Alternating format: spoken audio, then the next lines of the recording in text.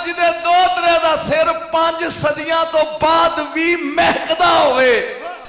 कहरा दे दारुल खिलाफे सदूकड़ी चो खोलिया जा सिर बाहर कढ़िया ताजा खून लग पिया नुचलन पूरा कहरा कस्तूरी दी खुशबू नाल। अजे भी समझ नहीं आई पर मैनू पहले पुत्र दी कस्तूरी पढ़न दे। इन्ने उलमा बैठे ने पुछ हुसैन दा धड़ ते करबला च सिर किथे। मैं कस्तूरी पढ़ रहा खुशबू ते महक पढ़ रहा आज जिंदगी पहली बारी सुनेगा जो पढ़ रहा। 5 रवायत 4 छोड़ दी मैं आखिरी पढ़ रहा।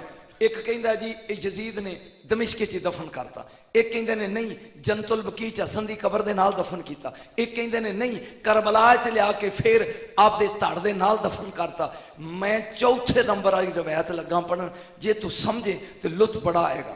तवज्जो, सारी जिंदगी मेरे मौला दा सर एक संदूकची च बंद यजीद दे खजाने च रहा। मैं तहम्मल ना पढ़ना ताकि तेन समझ आ जाए। फिर जदों बनु उबास का दौर आया, अब्बास का बनु उबास, इन्होंने वो सिर कढ़िया ते अस्कलान लै बोले नहीं जी किथे अजम जशन शुरू नहीं किया। अस्कलान अस्कलान विचों सलीबी जंगा जो लगियां अयूबी के दौर इथों सिर चुकी सलूकड़ी ते कहरा मिस्र च लै आंदी ना।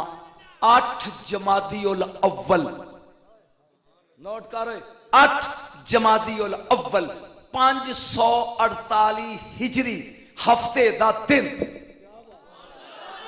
सोना ताकि 8 जमादी उल अव्वल 500 उठ के दाद दी 48 हिजरी हफ्ते दा दिन 61 हिजरी च सिर जुदा होया 487 साल बाद।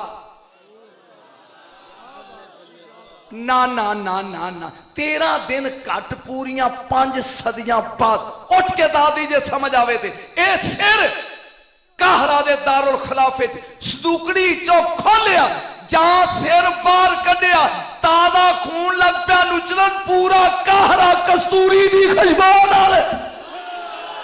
आज दे दोतरे दा सिर 5 सदियां तो बाद भी महकदा होवे।